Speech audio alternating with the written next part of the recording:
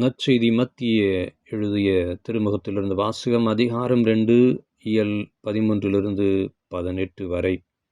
ஞானிகள் திரும்பிச் சென்ற பின் ஆண்டவருடைய தூதர் யோசேப்புக்கு கனவில் தோன்றி, நீர் எழுந்து குழந்தையும் அதன் தாயையும் கூட்டிக் கொண்டு எகிப்துக்கு தப்பி ஓடிச் செல்லும்.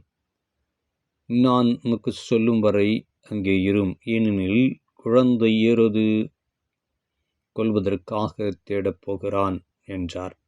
யோசேப்பு எழுந்து குழந்தையும் அதன் தாயையும் கூட்டிக் கொண்டு இரவிலே எகிப்துக்கு புறப்பட்டு சென்றார்.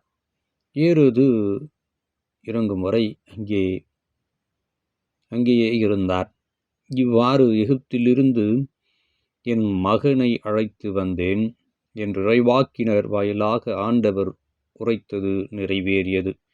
ஞானிகள் தன்னை ஏமாற்றியதை ஏரோது கண்டு மிகுந்த சீற்றம் கொண்டான்.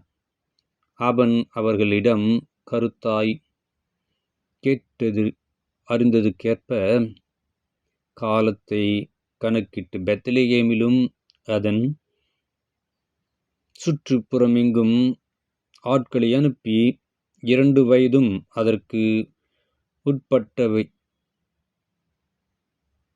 உட்பட்டவையுமான எல்லா ஆண் குழந்தைகளையும் கொன்றான். அப்பொழுது